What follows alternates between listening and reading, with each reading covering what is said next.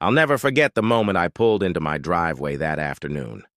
There she was, Karen, our HOA president, standing over my 12-year-old wheelchair-bound daughter with a kitchen knife in her hand. Emma was bleeding, backed up against our garage door, terror written all across her face. Karen had no idea who I was. She didn't know I was the county sheriff.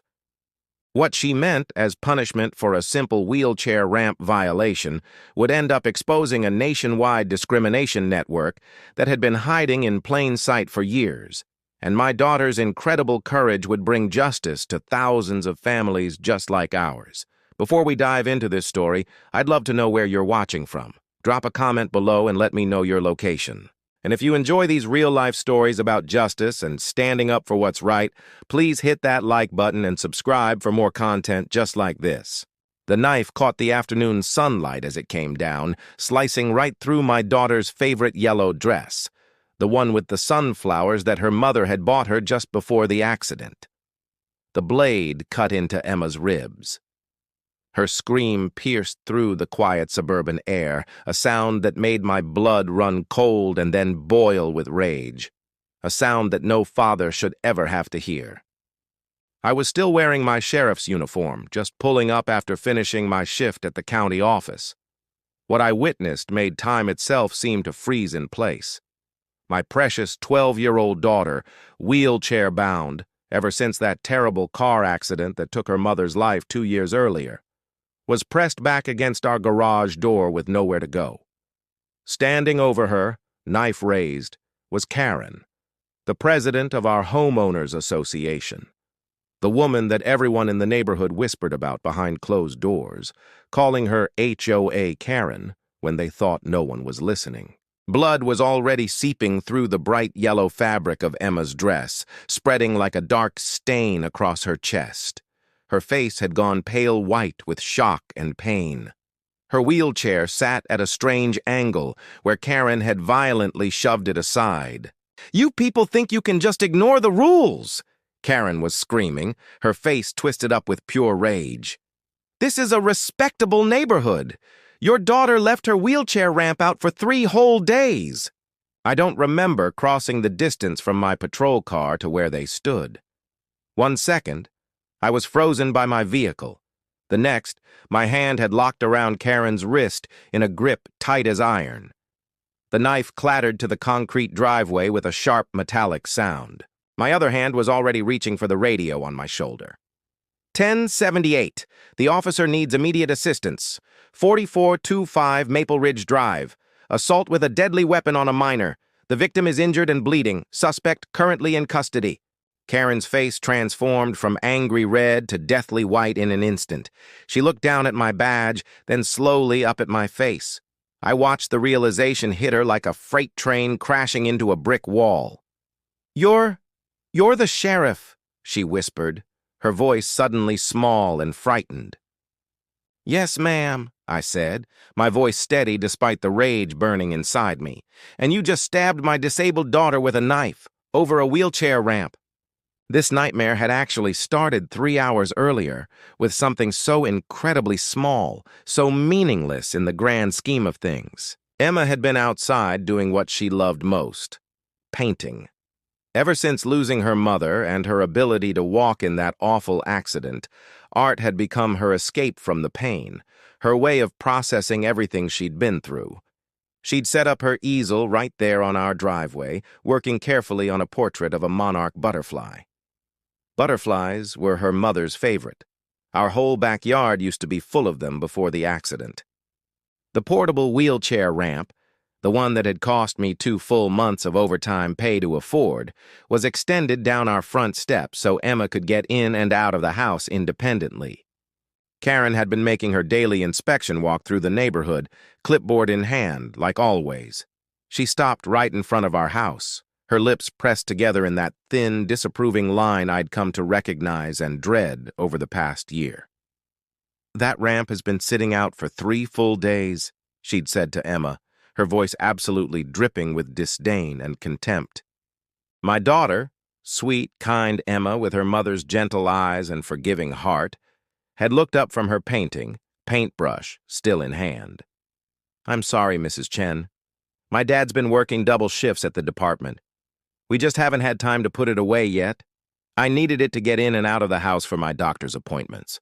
The HOA regulations clearly state that all temporary structures must be removed within 24 hours of installation, Karen had said, as if she were reading from a legal document. This is your final warning, young lady. Emma had tried her best to explain the situation. But it's not temporary, Mrs. Chen. I need it every single day. I can't walk anymore. The doctor said I might never walk again. This ramp is the only way I can leave the house by myself. I don't care about your excuses or your medical situation, Karen had snapped back. Rules are rules, period. If that ramp isn't completely gone by tomorrow morning, I'm fining your father $500 per day until it's removed. That's when Emma had said something that would haunt me for weeks afterward, something so innocent, so pure, so much like something her mother would have said. My mom used to tell me that rules should serve people, not hurt them. Maybe we could ask the HOA board to make an exception for medical accessibility equipment. Karen's face had turned absolutely crimson with rage. Your mother isn't here anymore, is she? Maybe if your father focused more on being a responsible homeowner instead of playing hero in that uniform of his, your family wouldn't be such a burden on this entire community. Emma had started crying then. Not from anger, but from the deep grief that still consumed her. The wound of losing her mother was still so raw, so painful. She missed her every single day. I knew all of this because when I'd finally arrived home later that afternoon, I'd found Emma still sitting on the driveway, her painting abandoned and forgotten, dried tears streaking down her young face. That's when I made the right decision. That's when I walked over to Karen's house to try to have a calm, reasonable conversation about the situation. Karen lived in the biggest, most impressive house on the entire block. A pristine, white, colonial-style home with perfectly manicured hedges trimmed to exact specifications. Every blade of grass was precisely the same height. Every flower was arranged in perfect color-coordinated rows. She answered the door wearing that same superior smirk she always wore. Sheriff Thompson, here to grovel for an exception to our rules, I presume. I'd kept my voice level and professional, the way I'd been trained. Mrs. Chen, I'm here to formally request a reasonable accommodation under the Fair Housing Act. My daughter is disabled. That ramp isn't a decoration or a choice. It's medical equipment that she requires. Medical equipment should be stored inside the house when it's not actively being used, Karen said coldly. She uses it every single time she enters or exits the house, I explained patiently. That's literally the definition of actively being used. It's not something we can fold up and put away each time. Karen crossed her arms over her chest. I've been the HOA president for 15 years, Sheriff. I know the law better than you do. Your daughter's medical condition doesn't give you or her the right to violate our established community standards. Community standards? My voice had risen despite my best efforts to stay calm. We're talking about a child in a wheelchair, a child who's already lost her mother, a child who just wants to be able to leave her own house. We're talking about property values, Karen shot back. Your ugly eyesore of a ramp brings down the value of every single house on this street. Several residents have already complained to me about it. Which residents? I demanded. I'd like to know who's complaining about a disabled child. That information is confidential, Karen said smugly. I felt my jaw clench so tight I thought my teeth might crack. Mrs. Chen, I'm asking you, neighbor to neighbor, human being to human being, please don't fine us over a wheelchair ramp. Emma has already been through more than any child should have to endure. She leaned in closer, her voice dropping to a venomous whisper that I'll never forget. You know what I think, Sheriff? I think you and your crippled daughter need to learn that living in a nice neighborhood like this comes with responsibilities and expectations. Maybe if this hurts your wallet enough, you'll finally move somewhere more appropriate for people like her. There are facilities and group homes specifically designed for people with her condition. The words hit me like physical bullets. Facilities. Emma was something to be hidden away from normal society. like my daughter was less than human. "Get off my property," Karen said before I could respond. "Right now, before I file an official harassment complaint against you with the police department." I'd left her doorstep shaking with rage, knowing that if I stayed even one more second, I'd say something I'd regret, something that would cost me my badge. But Karen hadn't been satisfied with that small victory. No, she'd decided to take matters into her own hands. According to the neighbors who later testified in court, Karen had marched over to our house that afternoon carrying a kitchen knife from her own home. Her plan, as she would later confess to the police, was to disable the ramp by cutting through the rubber grip strips that prevented wheelchairs from sliding. She figured if she made it unusable and unsafe, we'd have no choice but to remove it entirely. Emma had rolled outside to collect her painting supplies before the sun went down. She'd seen Karen attacking the ramp with that knife and had done exactly what any protective 12-year-old would do. She'd protested and tried to stop her. "Mrs. Chen, please stop. That's my ramp. I need that to get around." "Too white." Karen had whirled on her, knife still in hand. "You need to learn some respect, you spoiled little brat." Emma, my brave, foolish, wonderful girl, had tried to position her wheelchair between Karen and the ramp. She'd been trying to protect the one thing that gave her independence, the one thing that made her feel like a normal kid. That's when Karen had shoved the wheelchair hard. Emma had fallen sideways, trapped by her own safety belt, and when she'd instinctively tried to steady herself by grabbing the wheelchair's arm, Karen had lashed out with that knife. "I didn't mean to actually cut her," Karen would later sob to the police during her interrogation. "She grabbed at me. I was just trying to push her away from me." But good intentions don't matter at all when a child is bleeding on her own driveway. The ambulance arrived exactly 4 minutes after my emergency call. Emma was still conscious, but clearly in shock from the attack. The EMTs, Rick and Paula, two people I'd worked alongside on dozens of emergency calls over the years, moved with swift, practiced efficiency. "Shallow laceration, approximately 4 inches long," Paula reported as she worked quickly to stop the bleeding. "No signs of penetration into the thoracic cavity. She's lucky, Chief. This could have been so much worse." Lucky. My daughter had been attacked with a knife by a grown woman, and she was lucky. Rick caught my eye as they carefully loaded Emma into the back of the ambulance. "We've got her, John. She's going to be perfectly okay, but you need to stay here and let us handle her medical care. You have a suspect to deal with, and you need to do this by the book." He was absolutely right. I had a job to do, no matter how much every fiber of my being wanted to go with Emma to the hospital.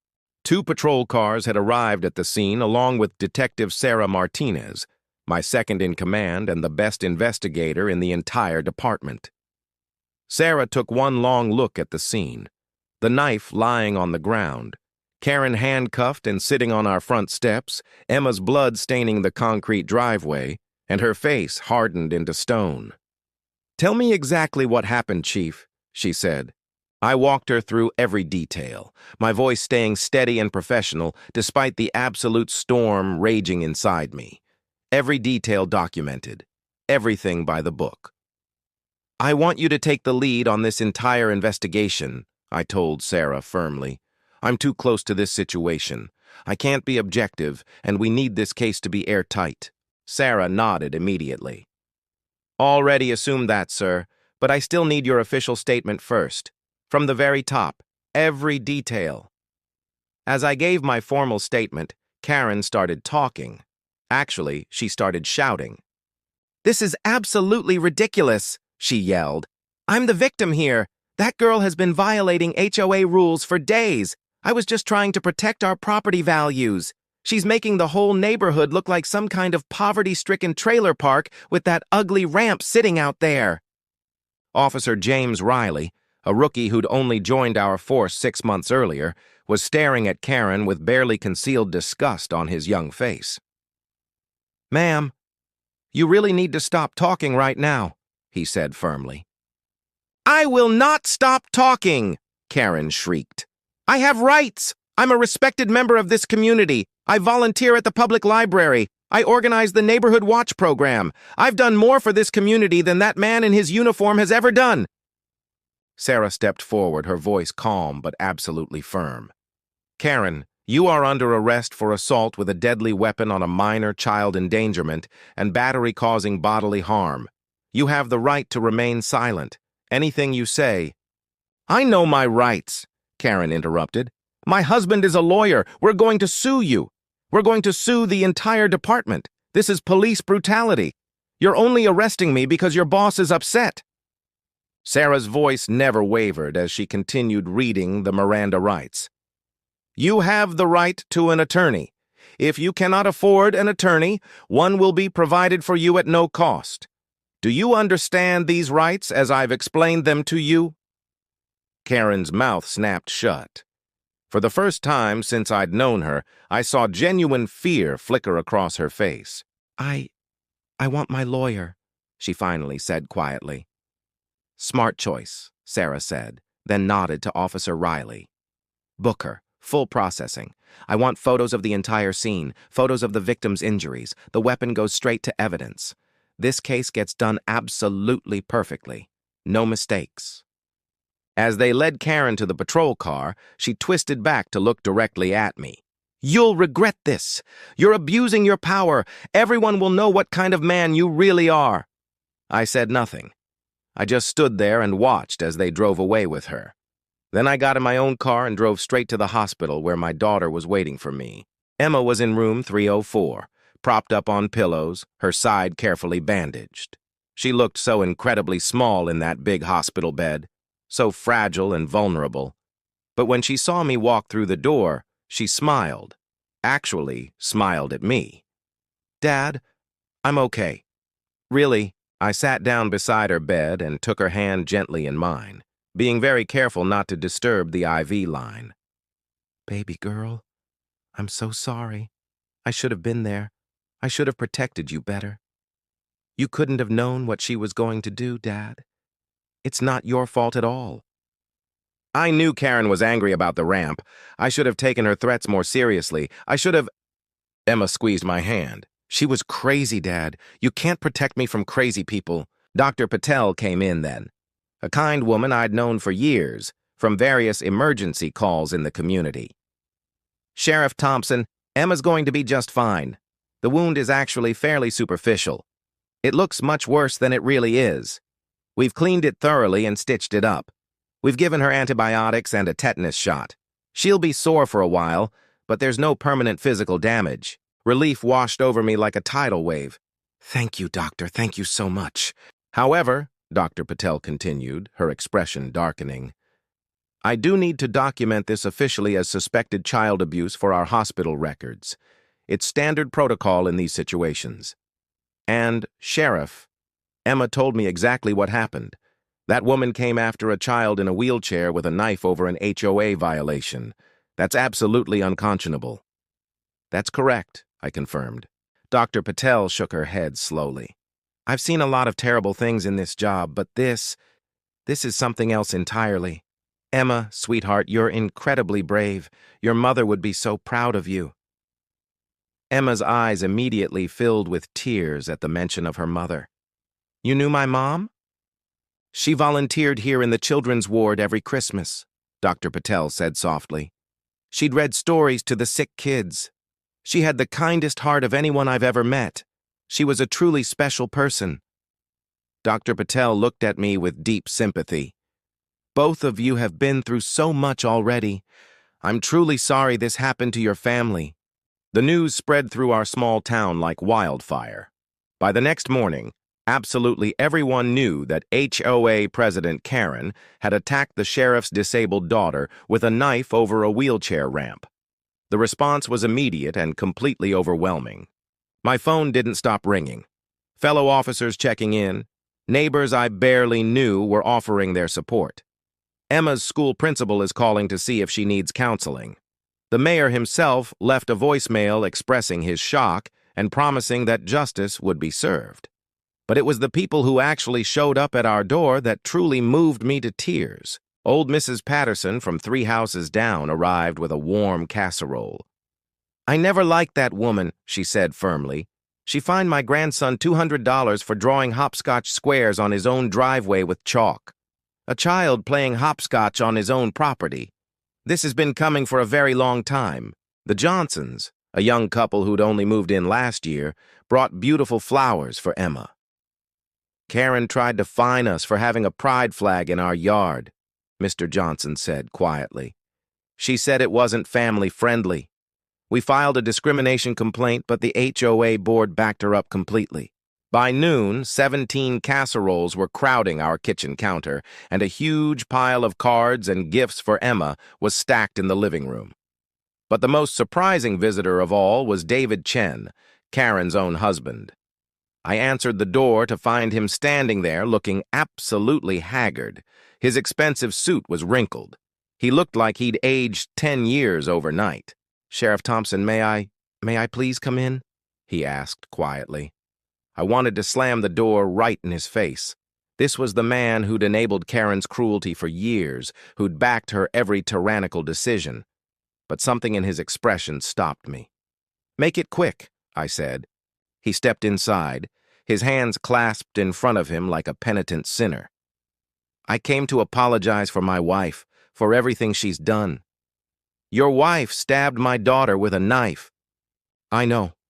And I don't have adequate words for how deeply sorry I am.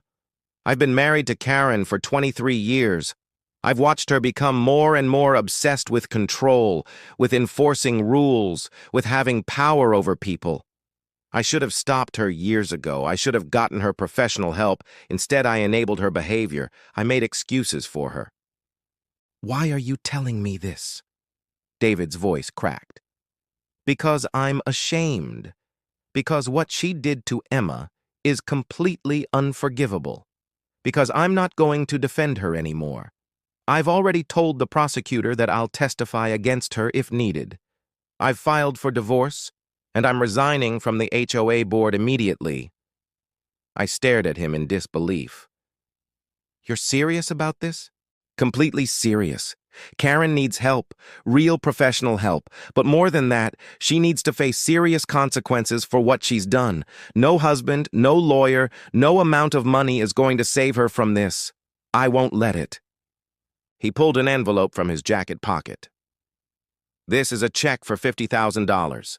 It's for Emma's medical expenses, for counseling, for anything she needs. I know money doesn't fix what Karen did, but it's all I can offer right now." I didn't take the envelope. "Keep your money, Mr. Chen. Emma has insurance coverage." "Then use it for something that makes her happy," David insisted. "Please, let some good come from this nightmare. And Sheriff, I have a daughter too. She's in college now. If someone had done to her what Karen did to Emma, I would want to kill them with my bare hands. I understand completely if you hate me." "I don't hate you, Mr. Chen," I said honestly. "I pity you." He nodded slowly. "That's fair. I pity myself too." The next several weeks were an absolute blur of statements, interviews, and court appearances. As sheriff, I had to formally recuse myself from anything directly related to the case, but I couldn't avoid being a key witness. Karen's trial was surprisingly swift. The evidence against her was absolutely overwhelming. Multiple witnesses, video footage from a neighbor's doorbell camera, Emma's documented injuries, and Karen's own recorded statements where she admitted to the attack even as she tried to justify it. Her lawyer, an expensive corporate attorney from the city, tried every possible angle. He claimed Karen was under extreme psychological stress. He argued that Emma had somehow provoked her. He even suggested that the knife had accidentally cut Emma during what he called a legitimate attempt to remove an illegal structure. None of it worked with the jury. They took less than 2 hours to find Karen guilty on all counts: assault with a deadly weapon, child endangerment, and battery. The judge, a stern woman named Harriet Blackwell, showed absolutely no mercy during sentencing. "Mrs. Chen," Judge Blackwell said, her voice cutting through the courtroom like a blade, "you attacked a disabled child, not in a moment of passion, not in self-defense, but in a calculated, deliberate attempt to enforce your petty interpretation of neighborhood rules. You showed no remorse whatsoever when you were arrested. You showed no compassion when confronted with your victim's injuries. You've demonstrated yourself to be a clear danger to the community you claim to protect. Karen sat frozen in her seat, her face completely blank. I hereby sentence you to 15 years in state prison. Additionally, you are ordered to pay $100,000 in restitution to the victim and her family. You will have absolutely no contact with the victim or her family upon your eventual release. You are permanently stripped of all HOA authority, and I am personally recommending that the state investigate the entire HOA board for enabling your abusive behavior for so many years. Karen finally reacted. 15 years for a scratch? This is insane. She's fine. She's totally fine. Judge Blackwell's gavel came down hard. Mrs. Chen, you will not speak in my courtroom.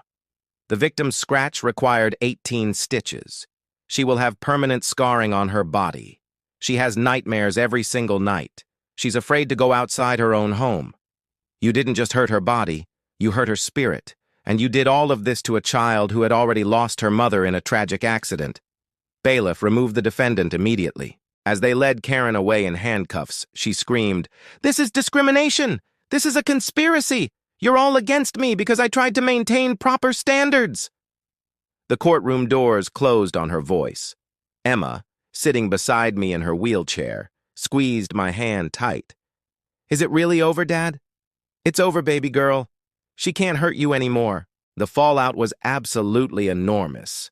The FBI investigation uncovered an actual network of HOA presidents across 3 different counties who had been deliberately targeting vulnerable residents for years. Excessive fines, property liens, forced home sales, all specifically designed to push out anyone who didn't fit their narrow vision of a perfect neighborhood. 17 people were eventually charged with various crimes, including 4 other HOA presidents. The story made national news. Suddenly, Emma wasn't just a victim anymore. She was the face of an entire movement to reform HOA laws and protect residents from abuse and discrimination. Reporters wanted exclusive interviews. Advocacy groups wanted Emma to speak at rallies and conferences. A senator from our state introduced new legislation called Emma's Law that would specifically prohibit HOAs from discriminating against disability accommodations. Through it all, Emma remained remarkably composed and mature beyond her years. She agreed to do one interview with our local news station, and what she said broke hearts across the entire country. "I don't hate Mrs. Chen," Emma said, sitting in her wheelchair with quiet dignity and grace. "I actually feel sorry for her. She was so focused on enforcing rules that she completely forgot about people. She forgot about basic human kindness. My mom always said that the true measure of any society is how it treats its most vulnerable members. I think Mrs. Chen forgot that important lesson. I hope she remembers it while she's in prison." The interviewer, a hardened journalist who'd covered wars and disasters, had visible tears in his eyes. 6 months later, on a beautiful, bright Saturday morning, something absolutely extraordinary happened. I woke up to the sound of power tools and many voices outside. When I looked out the window, I saw dozens of people working in our yard. Neighbors, complete strangers, professional construction workers, all working together. I went outside, still in my bathrobe, completely confused. "What's going on here?" Old Mrs. Patterson waved at me with a huge smile. "We're building Emma a proper ramp, a permanent one that she'll never have to worry about. We took up a neighborhood collection and raised $15,000. These professional contractors are donating all their time and expertise." I was absolutely speechless. "But what about the HOA?" I finally managed to ask. "There is no more HOA," Mr. Johnson said with a huge grin. "We voted to dissolve it completely last month. Did you miss the email? We're now a voluntary neighborhood association. No mandatory fees, no ridiculous rules, and definitely no fines for wheelchair ramps or anything else people actually need." By the end of that incredible day, Emma had a beautiful wooden ramp with sturdy handrails painted her favorite shade of blue. It was built perfectly to code, built to last for decades, and built with genuine love. When Emma rolled down it for the very first time, the entire neighborhood erupted in cheers and applause. She stopped at the bottom, tears streaming down her face. "Thank you," she whispered. "Thank you all so much." Mrs. Patterson bent down and wrapped her in a tight hug. "Sweetheart, this neighborhood should have protected you from the very beginning. We're so sorry we didn't. We're sorry we let Karen's cruelty go unchallenged for so many years. But we're here now, and we're not going anywhere." That evening, as I tucked Emma into bed, she looked up at me with her mother's eyes. "Dad, do you think Mom would be proud of me?" I brushed the hair gently from her forehead. "Baby girl, your mother would be so incredibly proud of you. You faced something terrible, and you came through it with grace, strength, and compassion. You turned your pain into something that's helping other people. That's exactly what she would have done." "I miss her so much." "I miss her too, sweetheart. Every single day." Emma was quiet for a long moment. "Dad, I've been thinking a lot. I want to use Mr. Chen's money, that $50,000, to start a foundation to help other disabled kids who are being discriminated against. I want to call it the Sarah Thompson Memorial Foundation after Mom." My throat tightened with emotion. "Emma, that's absolutely beautiful. Mom believed strongly in helping people who couldn't help themselves. So do I. And I think that's the best possible way to make sure something genuinely good comes from all of this terrible experience." She smiled. "Plus, it would really make Mrs. Chen angry to know her husband's money is helping people she wanted to hurt." I laughed, despite myself. "You know what? You're absolutely right about that." A year later, the Sarah Thompson Memorial Foundation held its first annual fundraiser. Emma, now 13 and more confident than ever before, gave the opening speech to a crowd of over 200 people. "When Mrs. Chen hurt me," Emma said, her voice clear and strong, "she thought she was protecting her neighborhood from someone who didn't fit her narrow vision of perfection. But what she didn't understand, what she still doesn't understand, is that a neighborhood isn't about perfect lawns or matching mailboxes or following arbitrary rules. It's about people genuinely taking care of each other. It's about basic kindness and human compassion. It's about making sure everyone, and I mean everyone, has a place where they belong." The entire crowd rose to their feet, applauding enthusiastically. I watched from the side of the room, my chest absolutely swelling with pride. My daughter, this incredible, resilient, compassionate young woman, had taken the absolute worst day of her life and transformed it into hope and healing for countless others. Later that night, after all the guests had gone home, Emma and I sat together on her new ramp, looking up at the stars filling the night sky. "Dad, do you ever wonder what Mrs. Chen thinks about in prison?" "I don't know, sweetheart. Why do you ask?" "I hope she thinks about what she did. I hope she truly understands why it was so wrong. Not just because of the law or the punishment, but because she genuinely hurt someone.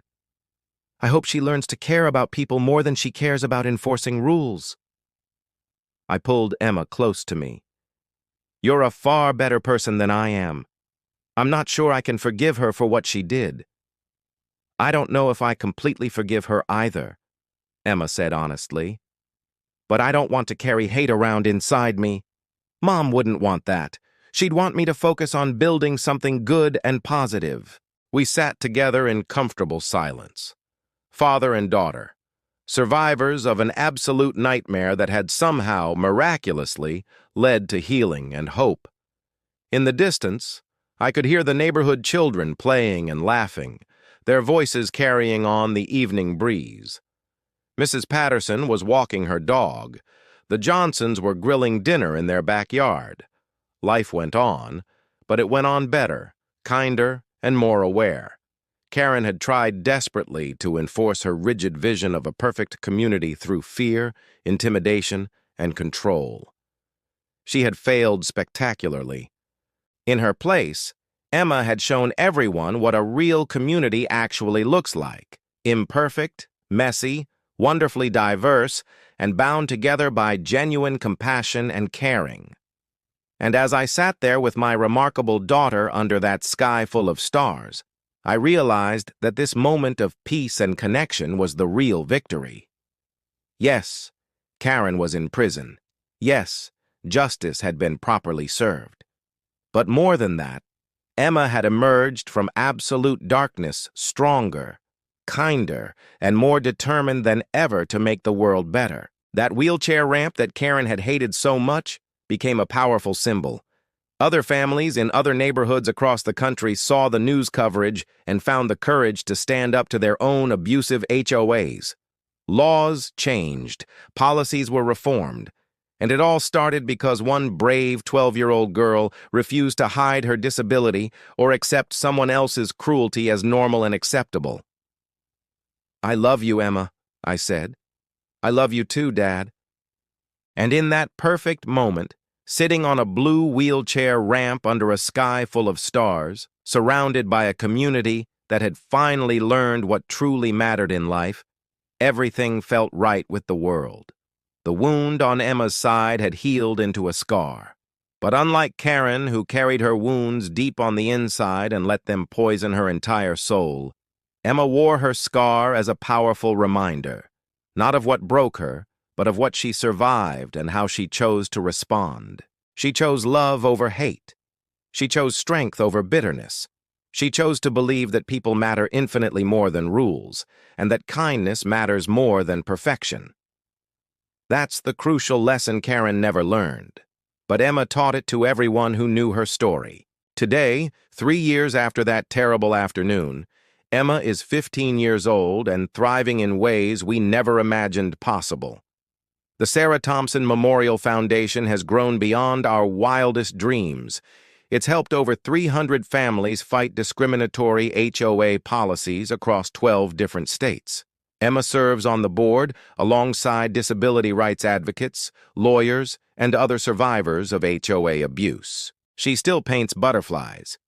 Her artwork has been featured in a national exhibition about overcoming adversity. The pieces sell for thousands of dollars, with every penny going straight back into the foundation.